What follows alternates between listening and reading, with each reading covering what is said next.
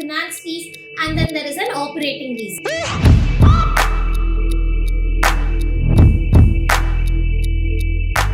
There are internal auditors everywhere, then how did that Vijay Mallya fraud even happen? Gross profit will give me the sales. Are internal auditors as independent as external auditors? Consignment sale. Now, a consignment sale is a very peculiar situation. What happens in a consignment sale is that an individual transfers the assets, that he transfers the goods or assets or whatever it is to another person. The other individual does not have, or he does not get any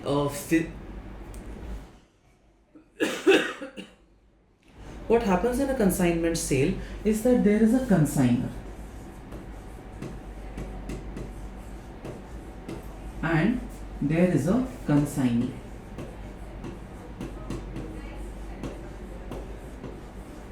There is a consignor and there is a consignee. Now the consignor sends the goods to consignee. ठीक है?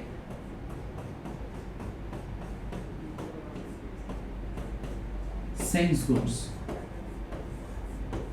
but the legal title of goods still remains with this person. So if he were to send 100 phones, for example, to the consignee, if he were to send 100 phones to the consignee, the legal title of these 100 phones still remains with the consignor. Once the consignee sells the goods to the ultimate customer, what happens is, say for example, the material is sold for 80,000. Okay. The price of the phone, the list price of the phone was the transfer value in this case from the consignee to the ultimate customer is 80,000. What the consignee does is, the consignee transfers a sum of 78,000 to the consignor. He keeps 2,000 for himself. This 2,000 is his revenue, and this 80,000 that he is collected, 78,000 gets transferred to the consignor. Now what we need to understand is, how does the entire transaction play out, and are there any specific factors to determine that this is a consignment sale? Now in a consignment sale, the ultimate revenue for the consignor also is determined not when he transfers the goods to the consignee, because that is only transfer of material. The actual sale is recognized only when the consignee sells the goods to the ultimate customer. Okay. So if you were to identify whether a particular transaction is a transaction of consignment sale, then you would have to look at indicators of transfer of control.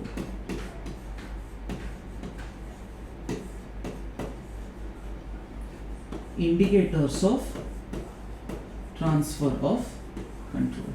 Now what are these indicators of transfer of control? The first one is, the entity has the right to payment for the asset. Entity has a right to payment for the item. Okay. Entity has a right to receive payment. Okay. Then customer has a legal title. The customer has the legal title, which in a consignment sale does not happen, because the legal title continues to be with the consignor, with the sender. Okay. Then physical possession transferred. Physical possession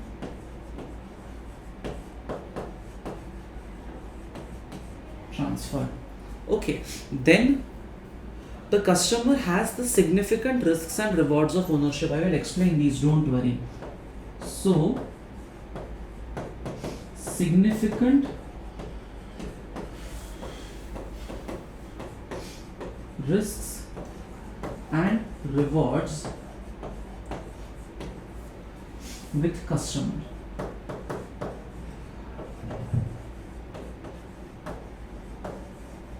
And what is the last one? Customer has accepted the asset. Customer has accepted the item. If all these conditions are see, usually the way conditions are framed, they say that all the conditions should be fulfilled or some of the conditions should be fulfilled. In this case, the accounting standard has left it open for interpretation. And the most important condition out of these 5 conditions would be that significant risk and reward of ownership are with the customer, which means that if any sort of a damage were to happen to the asset, the loss would be borne by the customer.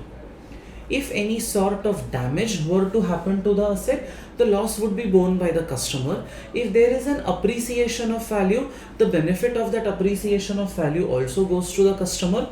If all of these conditions are fulfilled, only then you could say, specifically with reference to this one, some of these conditions in certain cases might not be fulfilled, but to say that the control has been transferred, the significant risks and rewards of ownership of that asset have to get transferred to the customer.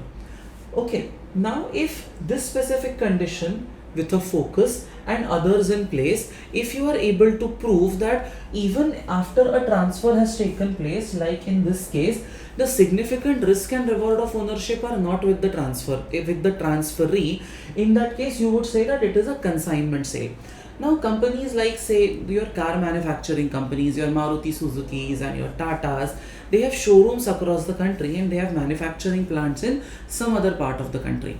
Now in this case, when they transfer goods to these specific locations, what is crucial is that they only transfer the possession of that particular car. They do not transfer the significant risks and rewards of ownership. The legal title does not go to the showroom owner. The showroom owner is only displaying the cars. The legal title is still with Maruti Suzuki. All the other items all the other risks and rewards of ownership are also with Maruti Suzuki. Say for example, any of these vehicles develops a technical fault, then the showroom owner will transfer it back to Maruti Suzuki, who will then have to replace it. So this condition, most important of all, has to be satisfied in where you want to judge whether the control has been transferred to the other party or not.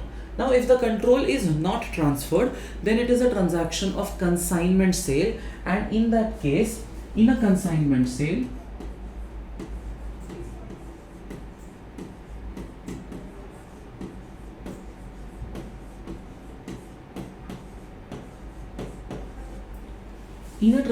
of consignment sale, the consignor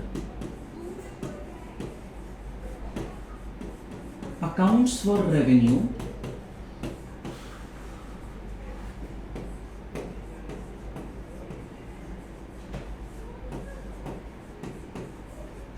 only after the consignee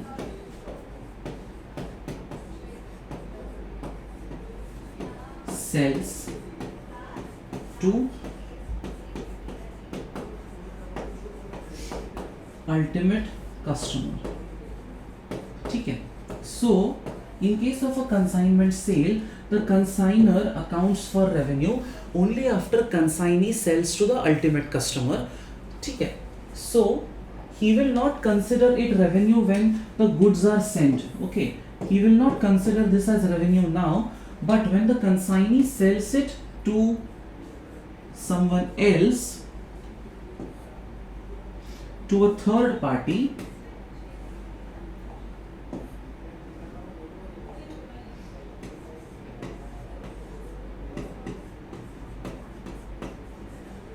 when he transfers it to a third party, that is when the revenue will be recognized.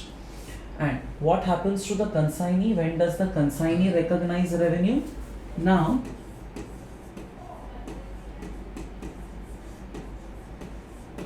consignee, he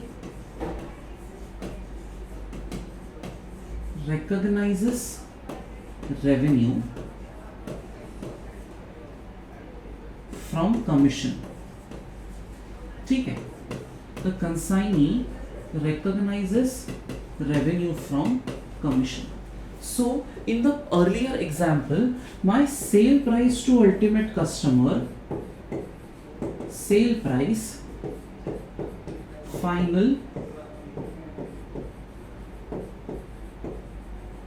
customer, which is 80,000, he transfers 78,000 to the consignor,